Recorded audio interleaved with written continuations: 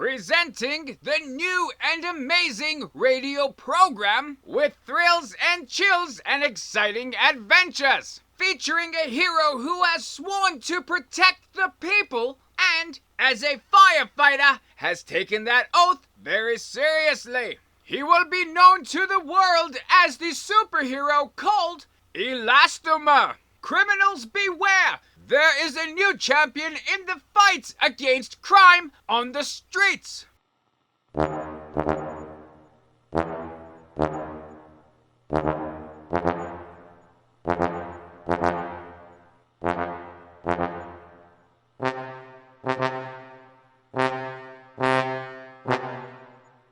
And this radio program is brought to you by the delicious, nutritious breakfast cereal, Fiber Clumps. The breakfast cereal that will not bog you down, but will in fact help you on the go, go, go.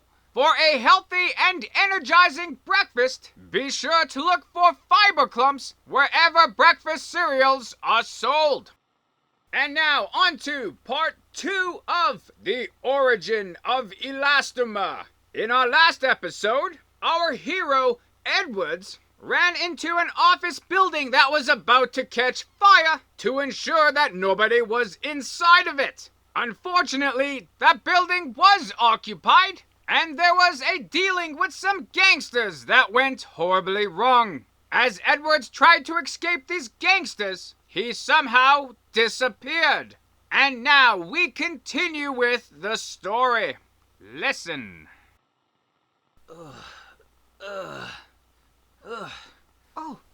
Jack? What? Jack? Doctor! Doctor, he's waking up! What? Nancy? What's going on? Where am I? Oh, Jack, it's okay. It's gonna be okay. You're safe. Safe? Safe from what? What's going on? Oh, Mr. Edwards, good morning. It's good to see you awake. Oh, good to be seen, Doctor... Doctor... That's Dr. Ingalls, Jack. He's been looking after you this whole time. This whole time? Like, how much time are we talking here? What's been happening? Doc, you gotta tell me what's going on here. Well, yes, of course, Mr. Edwards. We'll get to that soon enough here. Firstly, how are you feeling? Well, apart from being a little tired, I guess, it's kind of hard to explain. I just kind of feel like I have a bunch of pent-up energy. Yes, I see. Now, tell me, Mr. Edwards, what was the last thing that you remember? The last thing? Well, the fire at the MacArthur building. The chief got Kowalski and me to go inside one of the buildings to see if anyone was in there. We rushed in and, we rushed in and then, I don't know, Doc. Things are getting pretty hazy at this point. Yes, I see. That's all that you remember. Okay, Mr. Edwards, I will ask you another question. It may sound a little bizarre, but do you happen to know what today's date is? Today's date? Let's see, when I was working the fire, that was June 12th. If I got hurt and wound up in here, I'm gonna assume it's been a day or two after that. Oh, Jack. Oh, I see. Why? What's the big deal? It's not that bad, right, Doc? Well, Mr. Edwards, today's actual date is July 17. What? July 17?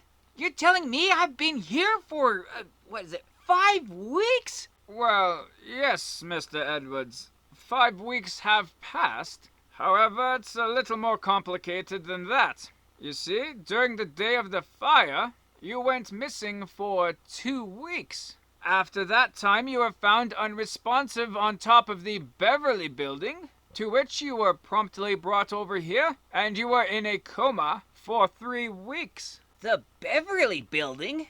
That's 4 blocks away from the MacArthur building. How can I get there? I'm sorry, Mr. Edwards, for that. We don't know. All we know is one of the maintenance men were up there and they seen you and they got hold of us right away. Other than being non-responsive, you were in good health. You mean I've been on top of the Beverly building for 2 weeks? Well, it does seem that way, Mr. Edwards. The only thing that is a little odd is that you were not malnourished or dehydrated for 2 weeks. As I say, physically, you were in excellent health. I know this information may be a little difficult to swallow at first, but you're on good hands here, Mr. Edwards. Now that you are awake, I do suggest you take it easy. We will be back to run a few tests on you to make sure that everything is on the up and up. And we will see about getting you dispatched as soon as we can. Yeah, sure, yeah, thanks, Doc. Well, that's a lot of information to process here. I'll just have to collect my thoughts on that. It's gonna be okay, Jack. But don't worry, I'll be here with you. Thank you, Nancy. Okay, so that's good. Rest up, Mr. Edwards.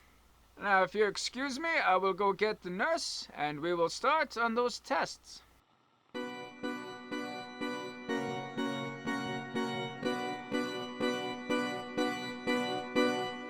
And now we enter the offices of Reginald LaForge II, a shrewd businessman who is making his waves in the criminal underworld of the city, where he hides all of those activities behind the legitimate business of LaForge Enterprises. He just asked 2 of his top lieutenants to meet him and discuss an ongoing situation. Listen. Yeah, who is it? Hey, boss, it's us, Rocko and Ringo. Yeah, boss. You called us to meet you. Yeah, I know what I did. Come on in, boys. Take a seat. So you boys have been doing some pretty good work there, I see. Thanks, boss. We just finished that problem up north there for you. I don't think we'll be hearing anything more about that. Oh, yeah. Easy peasy, boss. Yeah, I heard about that. Good work, boys. That guy was becoming a thorn in my side. I trust there's no loose ends there? No loose nuttin' there, boss. The whole operation went as smooth as silk. Yeah, boss. The whole thing is airtight. I didn't expect there to be any problems. I only bring that up because there's a loose end that became unraveled while you guys were coming back. Oh, really? What's that? Well, you remember that firefighter from a few weeks ago? Firefighter? Yeah, that guy's been in a coma this whole time, hasn't he? Yeah, well, he was in a coma. Turns out he just woke up a couple days ago. Now the news report says that he has amnesia. I'm not so sure about that. Remember, this is the guy who's seen you with that situation with Mac. If this guy can still ID you, then that would ruin everything for me. I do have this legitimate business front. I wouldn't be able to hide anything I'm doing with yous guys here if that all came crumbling down. Hey, I catch your meaning, boss. Don't worry about that. If you go down, that goes double for us. We don't want that either. Yeah, we don't want none of that troubles. Besides, I thought all of the evidence burned up in the fire. Nothing came back to you. That's what I'm saying, boys. The only thing tying us to the crime is the eyewitness account of this firefighter. Even if he does really have amnesia, people tend to snap out of that at some point. So I want you guys to go down there and pay him a little visit, if you know what I mean. Hey, don't worry about it, boss. You're talking to us. This guy went missing for a while before. He'll go missing again. Yeah, boss. You can count on us. That's all I need to hear. I know I can count on you, boys. So yeah, right. Get to work.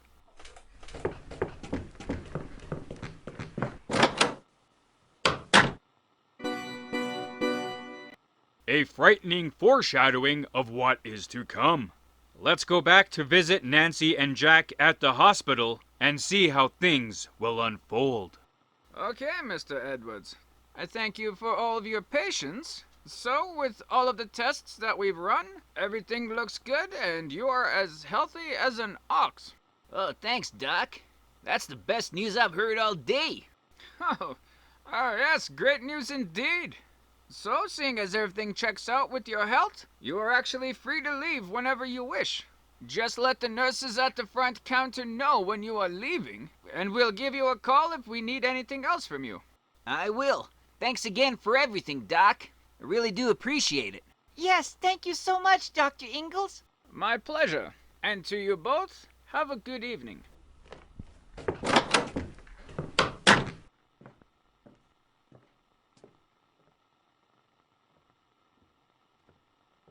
right, Ringo. The doc finally left the room. Let's go. Yeah, I didn't think he was ever gonna leave. Okay, Jack, so it's settled. Once you're ready, I'll go call the taxi and we... Yeah, who is it? Reporter. We're with the news. We just want to do a quick interview. More reporters? It's alright, I guess. Come on in. Okay, thanks. You stay out here, Ringo. Watch for anyone trying to come in. Will do, Rocco. Let's make it quick. Yeah. Well, good morning, Mr. Edwards. How are you doing? Well, I'm doing pretty good, I guess. Although, I feel like I've answered every question about 6 ways to Sunday at this point. Oh, well, a couple more won't kill you. I'm just gonna close this window here real quick, if you don't mind. It's kinda chilly in here. Oh, let me just grab my purse off the sill there. Oh! How about you just stay here with me, Toots? Hey, what's the idea? Here's the thing, buddy. We don't believe in no amnesia you're talking about. You've seen something in the fire. We're gonna make sure you don't ever blab about it. Oh, no, you don't! Watch it, lady. Nancy!